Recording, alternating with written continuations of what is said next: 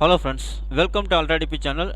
நாம் இப்போ பார்க்க போகிற டாபிக் மின்சாரம் வாரியம். பார்த்தீங்கன்னா ஒரு சூப்பரான இன்ஃபர்மேஷன் கொடுத்துருக்காங்க. அதை பற்றின டீட்டெயில்ஸ் தான் நம்ம இந்த வீடியோவில் ஃபுல்லாக பார்க்க போகிறோம். அதாவது வீடுகளில் மின்கட்டணம் பார்த்தீங்கன்னாக்கா மாறுது அப்படின்னு சொல்லியிருக்காங்க. அது மட்டும் இல்லாமல் ஸ்மார்ட் மீட்டர் பொருத்தத்துக்காக ஸ்மார்ட் மீட்டர் கொள்முதலுக்கு ஒப்புதல் கொடுத்துருக்கதா சொல்லியிருக்காங்க. அதை பற்றின டீட்டெயில்ஸ் தான் நம்ம இப்போ பார்க்க போகிறோம்.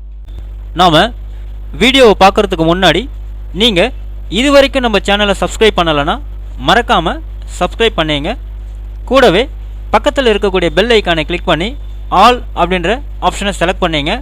அப்போ தான் நம்ம சேனலில் போஸ்ட் பண்ணுற எல்லா வீடியோஸினுடைய நோட்டிஃபிகேஷன் உங்களுக்கு உடனே கிடைக்கும்.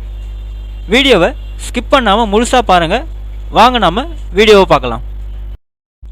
அதாவது வீடு வணிக நிறுவனங்களில் துல்லியமாக மின் பயன்பாட்டை கணக்கெடுக்க ஆள் இல்லாமல் தொலைத்தொடர்பு வசதியுடன் கணக்கெடுக்கும் ஸ்மார்ட் மீட்டர் திட்டத்தை செயல்படுத்த மாநில அரசுகளுக்கு பார்த்தீங்கன்னா மத்திய அரசு ஏற்கனவே உத்தரவிட்டிருந்த நிலையில் ஸ்மார்ட் மீட்டர் திட்டம் குறித்து முக்கிய தகவல் ஒன்று வெளியாகிறதா சொல்லியிருக்காங்க. அதாவது தமிழக மின்சார வாரியத்தில் ஏற்படும் செலவினங்களை குறைக்க வேண்டும் என்பதற்காகவும் மின் பயன்பாட்டில் கணக்கீட்டில் வெளிப்படைத்தன்மை இருக்க வேண்டும் என்பதற்காகவும் ஸ்மார்ட் மீட்டர் திட்டத்தை கொண்டு வரப்போவதாக மின் வாரியம் கடந்த வருடம் தெரிவிச்சிருந்தாங்க. இதற்கான டெண்டரும் அறிவிக்கப்பட்டு அதற்கான பணிகளும் நடந்ததுன்னு சொல்லியிருக்காங்க. அதாவது 25,000 தொழில் நிறுவனங்களில் ஆள் இல்லாமல் மின் பயன்பாட்டை கணக்கெடுக்க ஸ்மார்ட் மீட்டர் பொருத்தும் திட்டத்தை தமிழக மின் வாரியம் செயல்படுத்த போவதாகவும் இதற்காகவே மீட்டர் பொருத்தப்பட்ட நிலையில் சிம் கார்டு வாங்குவதுடன் மென்பொருள் தயாரிப்பு பணியில் ஈடுபட்டதாகவும் கூறப்பட்டதாக சொல்லியிருக்காங்க. ஸோ இப்போ ஸ்மார்ட் மீட்டர் பொருத்தத்தினால என்னென்ன வசதிகள் அப்படின்னு பார்த்தோம்னா, இந்த ஸ்மார்ட் மீட்டரை பொறுத்தவரை மாதந்தோறும் கணக்கெடுக்கும் தேதி சாஃப்ட்வேர் வடிவில் அப்லோட் செய்யப்பட்டு தொலைத்தொடர்பு வசதியுடன் அலுவலக சர்வரில் இணைக்கப்படுவதால் குறிப்பிட்ட தேதி வந்ததுமே தானாகவே கணக்கெடுத்து நுகர்வோருக்கு கட்டணம் அனுப்பப்பட்டுவிடும் அப்படின்னு சொல்லியிருக்காங்க. இதற்காக 4G அலைவரிசையில் இயங்கும் வகையில் சிம் கார்டு வாங்கும் நடவடிக்கை மேற்கொள்ளப்பட்டு மின் கணக்கீட்டுக்கு புதிய சாஃப்ட்வேர் தயாரிக்கப்பட்டு வருவதாகவும் சிம் கார்டு மூலமாக கிடைக்கும் தொலைத்தொடர்பு சேவை பயன்படுத்தி மாதந்தோறும் ஆளில்லா மின் பயன்பாடு கணக்கு எடுக்கப்படும் என்றும் மின்வாரிய அதிகாரிகள் நம்பிக்கை தெரிவித்ததாக சொல்லியிருக்காங்க. இந்த திட்டத்துக்கு பல ஆண்டுகளாகவே டெண்டர் விடப்படும் பணிகள் நடந்தன சொல்லியிருக்காங்க. ஆனால் அந்த டெண்டர்கள் ரத்து செய்யப்பட்டனன்னு சொல்லியிருக்காங்க. கடந்த வருடம் கூட 3 கோடி ஸ்மார்ட் மீட்டர் பொருத்தி அதை 10 ஆண்டுகளுக்கு பராமரிக்கும் ஒப்பந்த நிறுவனத்தை தேர்வு செய்ய டெண்டர் கோரப்பட்டது அப்படின்னு சொல்லியிருக்காங்க. ஆனால் அதுவும் ரத்து செய்யப்பட்டதாக சொல்லியிருக்காங்க.